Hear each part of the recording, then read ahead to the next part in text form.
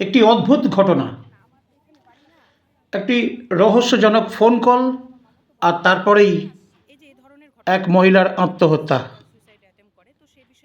শিলিগুড়ির বাঘাযতীন কলোনি ঝিলিমিলি পার্ক সংলগ্ন এলাকায় এক মহিলা তার মেয়েকে নিয়ে ভাড়ায় থাকতেন।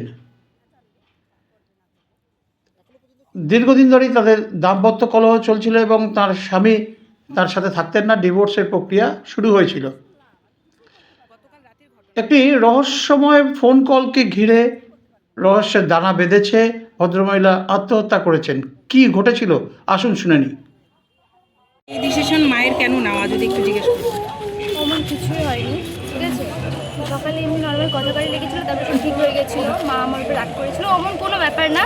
কিন্তু আমি যখন দরজা ধাক্কাছিলাম, তারপরে ধাক্কানোর পরে খোলা হলো। হ্যাঁ। মার নাম? পল্লবী চৌধুরী। বয়স কত মার? আর বয়স 40। তিনি কি হাউস ওয়াইফ ছিলেন না কিছু কাজ করতেন? Working lady. আপনার নাম? সেচিদি চক্রবর্তী। আর ঘটনাটা কবে হয়েছে?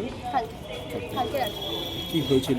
সূত্রপাতটা যদি জানতে চাই, ঝগড়ার সূত্রপাতটা কি নিয়েছিল? সূত্রপাত কিছু নিয়ে না, একটা ফটো নিয়ে ওরকম কোনো তুমুল ঝগড়া হয়নি। কথা কাটা যেরকম মা একটা সংসার, একটা ফ্যামিলি যেরকম মার মেয়ে। হ্যাঁ, ফোনের থেকে আমি জানতে পেরেছি, একটা ফোন এসেছিল, অনেক এসে ফোন এসেছিলো, সেই হিসাবে থেকে আমি জানতে পেরেছি। বাড়িতে ওরকম তুমুল করে ঝগড়া, এরকম মা আর মেয়ের মধ্যে এরকম একটা নর্মাল কথা কাটাকাটি লাগে, সেরকম লেগে আবার সব ঠিক হয়ে গেছিলো, ঠিক আছে। মানে ওরকম কোনো বড় ঝগড়া না, সব নর্মালি সব ঠিক হয়ে গেছিলো। কিন্তু আমি জানি না কার ফোন আসে?